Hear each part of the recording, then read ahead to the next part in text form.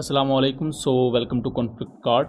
दोस्तों, इस वीडियो को कोशिश करेंगे कि मुख्तसर ही रखें। रिसेंटली एक फ्रेंच एनालिस्ट ने ये क्लेम किया है कि 13 जून की सुबह से लेकर शाम तक ऑलमोस्ट रात तक ही जो इजराइल ने सरप्राइज़ अटैक किए ईरान की न्यूक्लियर फैसिलिटीज़ पर, ईरान की मिसाइल बेसिस पर और ईरान के मुख्तलिफ एयर बेसिस पर और एयरपोर्ट्स पर, ख़ास तौर पर तबरेज़ का एयरपोर्ट, तेहरान का एयरपोर्ट, और वहाँ जिस पैमाने की डिस्ट्रक्शन इजरायली एयरफोर्स ने और इसराइली मोसाद के एजेंट्स की तरफ से जो कामिकाजी ड्रोन्स फायर किए गए ईरान के अंदर से ही, जो कि ईरान का इंटेलिजेंस फेलियर है ऑब्वियसली, उन्होंने बहुत ज़्यादा तबाही मचाई। उसके बहुत से विजुअल्स भी आपको मिल जाएंगे।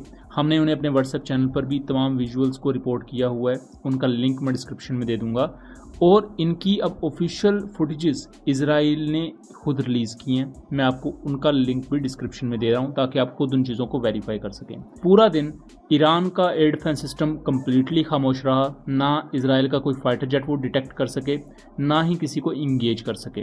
और यहाँ तक कि इजराइल ने ऑफिशियली ये बता दिया है कि उन्होंने मुख्तलिफ वेव्स में आके बॉम्बिंग की है ईरान के मल्टीपल एरियाज़ पर और उनके 200 फाइटर जेट्स ने इसमें हिस्सा लिया है। लेकिन एक दिन गुजर जाने के बाद ईरान के एयर डिफेंस सिस्टम की तरफ से कुछ हमें एक्टिव शॉट्स नज़र आते हैं। एक दिन गुजर जाने के बाद ईरान ने अपने बचे कुछ एयर डिफेंस सिस्टम को रीइंफोर्स किया और उसके बाद इजराइल के जो कामिकाजी ड्रोन्स थे उनको इंगेज करना शुरू किया।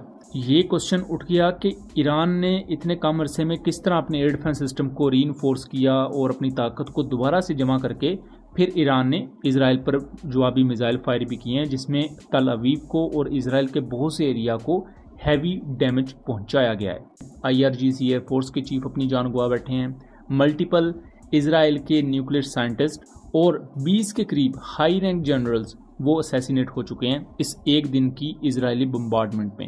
और इजराइल ने उनके रेजिडेंट एरियाज को निशाना बनाया है, मींस के ईरान के अंदर जो सिक्योरिटी थी वो कंप्रोमाइज हुई, जिसका फायदा इजरायली इंटेलिजेंस ने उठाया। अब एक फ्रेंच एनालिस्ट हैं जिनका नाम जेन ल्यूक मैरिट है। ये यूरोप की डिफेंस एडवाइजरी सर्कल में मिडल ईस्टर्न अफेयर्स के स्पेशलिस्ट हैं।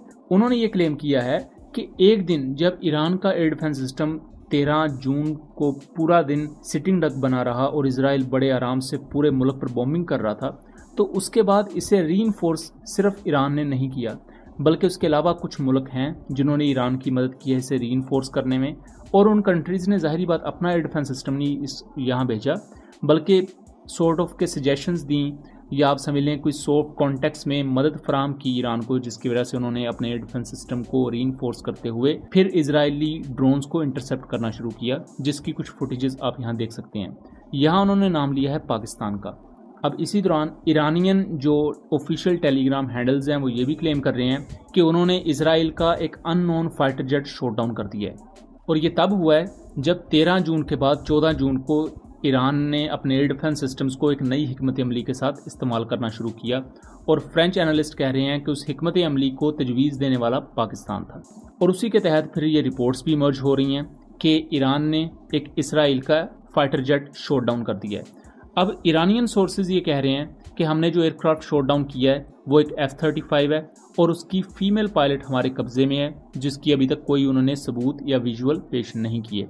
जबकि दूसरी तरफ इजराइल ने कैटेगोरिकली इस दावे को मुस्तरद कर दिया है और इजराइल कह रहा है कि ऐसा हमारा कोई भी फाइटर जेट शॉट डाउन नहीं हुआ।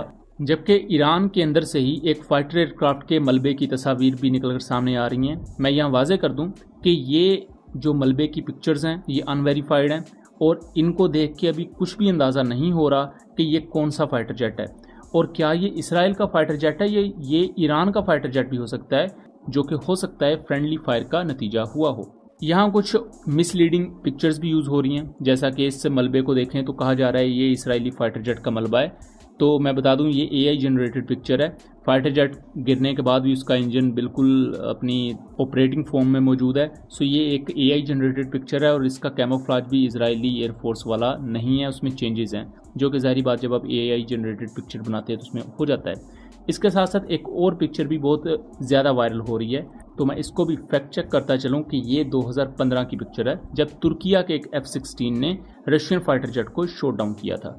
बट फ्रेंच एनालिस्ट ने पाकिस्तान का नाम हो सकता है इस कॉन्टेक्स्ट में लिया हो कि पाकिस्तान ने रीइंफोर्स करने में कुछ मदद की हो, बट पाकिस्तान डायरेक्टली कभी इस कॉन्फ्लिक्ट का पार्ट नहीं बनेगा। पाकिस्तान ने ओवरऑल ईरान की फुल सपोर्ट की है और पाकिस्तान इस कॉन्टेक्स्ट में भी खुल के ईरान के साथ खड़ा हुआ है और ईरान के जवाबी अटैक को भी पाकिस्तान ने कहा है कि हम सपोर्ट करेंगे क्योंकि ईरान अपने दिफा में हमला कर रहा है। और इसके साथ साथ जो यूनाइटेड नेशंस की सिक्योरिटी काउंसिल है उसका इमरजेंसी इजलास भी पाकिस्तान, चाइना और रशिया ने बुलवाया है और ईरान के मंदूब ने इंटरनेशनल फोरम पर पाकिस्तान का शुक्रिया अदा किया है, जो कि बहुत बड़ी कामयाबी है पाकिस्तान के लिए। We also wish to express our appreciation to Algeria, Pakistan, China and the Russian Federation for their support in convening this emergency session to address Israel's unlawful act of aggression against the Islamic Republic of Iran.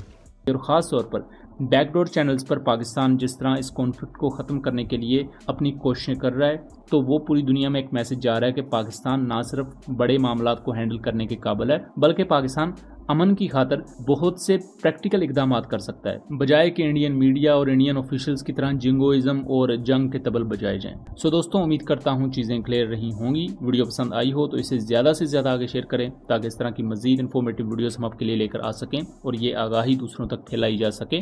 मिलेंगे अगली video में, तब तक के लिए अल्लाह हाफिज़।